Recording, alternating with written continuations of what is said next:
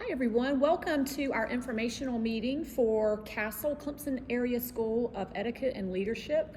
We're so excited that you could be with us today, and we are here to go over some of the basic details for relaunching the CASEL as the acronym.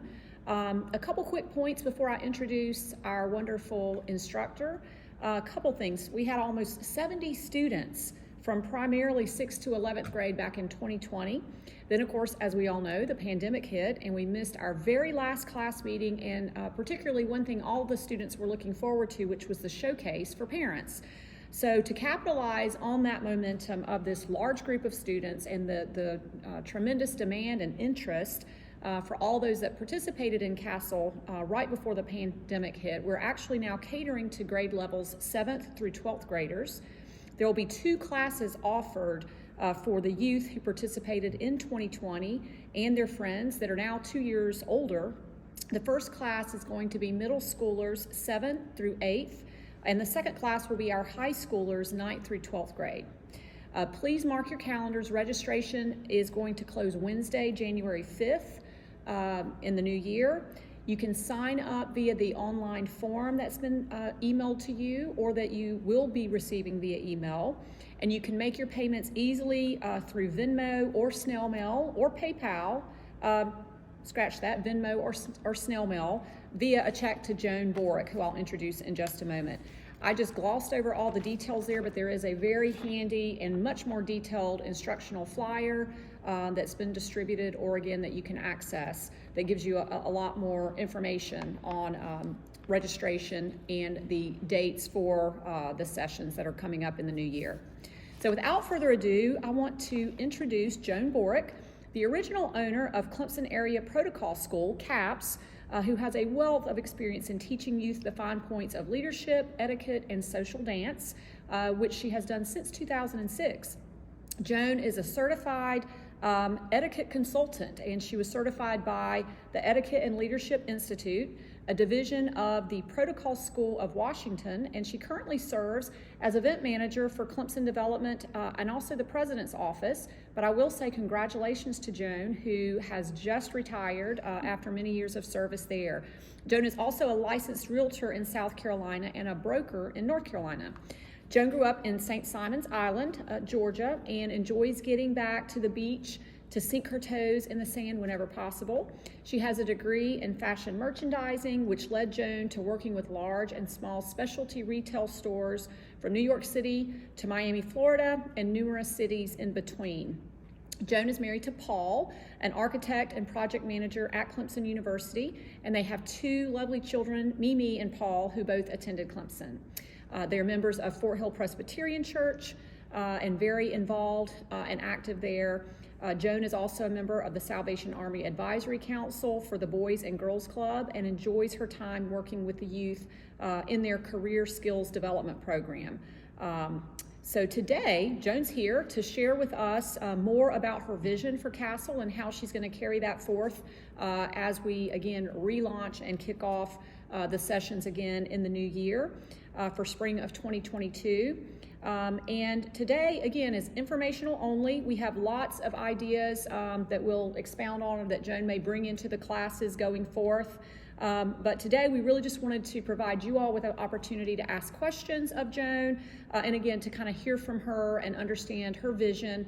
And some of you are very familiar with it from participating already, but some of you may be new. So I am, again, thrilled to be able to introduce her, and I also want to introduce and thank Meredith McTighe, who is also helping organize our sessions and working with Joan on that. So thank you to Meredith as well. And so without further ado, please let me introduce Joan Borick.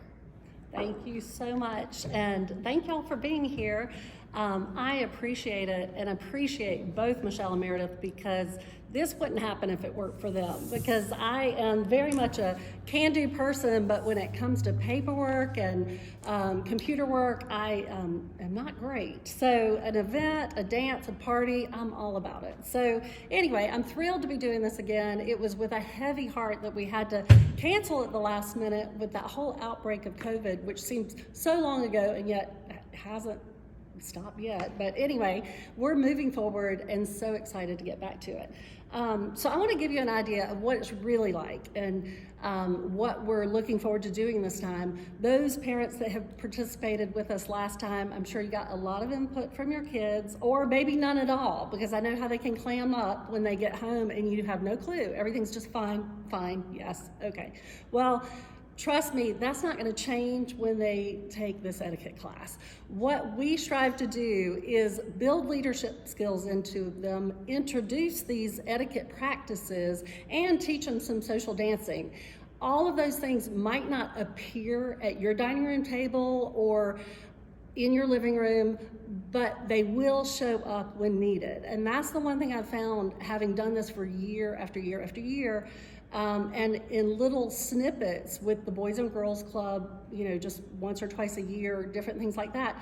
But there is a memory there, and they remember those things. And the nice thing I can tell you is the kids know when to pull it out. They will remember when they're at their friend's house how to use the proper silverware, or to wait for the mom to be seated before they're seated at the table, or to help with, passing dishes to the right. These things do pop up. They hear it over and over. There's a lot of repetition in our lessons. We kind of review each week what we did the week before. They also will get what we call the ticket out the door, and this is a little reminder of what the lesson was. So if you get a glimpse of this, you'll see what we discussed that day. And it even has like what dance we worked on, and I also add like a tip of the week for them to remember, and then also a quote of the day. And so the kids that can remember the quote, which is usually something to do with manners or etiquette or leadership, there's a prize if they can be the first one to quote it at the next meeting. So it's things that linger. And I know a lot of times it'll be on the floor of your car, and they'll pick it up on their way to class and then they're trying to memorize it real quick, and they're coming in and I know what's happening. But it's exciting to see that they are putting it into motion. And those are the things to expect. And I always compare lessons like this to swimming or typing, keyboarding I should say now. It's muscle memory. And the more you get it into them, and the earlier you get it into them, the more natural it becomes. And that is definitely with manners, with any type of leadership skills, but also with social dance. If you think your kids are going to be ready for ballroom dance lessons, or not lessons, but a showcase or a contest, you're at the wrong place. We are strictly using that as a means to teaching leadership and to teaching manners, because it goes hand in hand, literally, because they're going to have to hold hands whether they want to or not. There are gloves involved, so no cooties here. And it just gives them the backbone to want to learn more and to realize this is not so hard. Just like teaching a child to swim young, so much easier than trying to teach an adult, to swim. They're panicked. And same thing with social dance and even etiquette skills. People start really panicking and questioning as they get older and they're in stressful situations. If you start now, they just build upon it, and it becomes very natural. It's muscle memory, just like typing, just like swimming, and they'll enjoy it, and they'll have a good time, and it'll come off as confidence and as a leader, and teachers will see it, other parents will see it. Your child will end up being the one that the mom, of the neighbor says, oh, well, if they're going, sure, you can go, because they do have that leadership attitude, and they stand up straight, and they make eye contact with parents or teachers and so forth. It's a big impression, and what we strive to get across to kids, and I think we've done it very well over the past decades, it seems now, is to make them understand that these soft skills, which is what they are every bit as important as their geometry skills and their calculus skills, because these can take them far.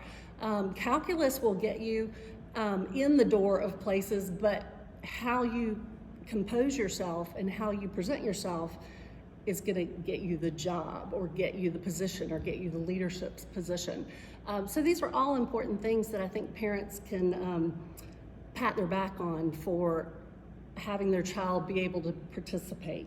But it is fun. We break the class down into etiquette and manners at the beginning, and then we do some social dance. So we mix it up and everybody changes partners. You might dance with somebody taller, somebody shorter. As I remind the kids, it's a 30-second dance. It's not a date, it's not a marriage. And the answer is, it would be my pleasure. So they always have to ask for the dance, they always have to say, it would be my pleasure, and then they thank each other, and you move on. So we do couples dancing, we do line dancing, we do things just to get them ready for going to a party, going to a wedding, going to the middle school dance, going to a high school dance. And I can promise you, the teachers always know at a prom which kids attended the etiquette and leadership skills classes. Because they, back when we first started it, the high school kids at Daniel took it to a new level, and the teachers were blown away with the dancing that happened, and they had a good time. It was not about the after party, it was actually about the dance and everybody going and having a great time and showing off skills. And that just makes other people want to do it too. So I hope you guys will be interested. If you have any questions, let us know.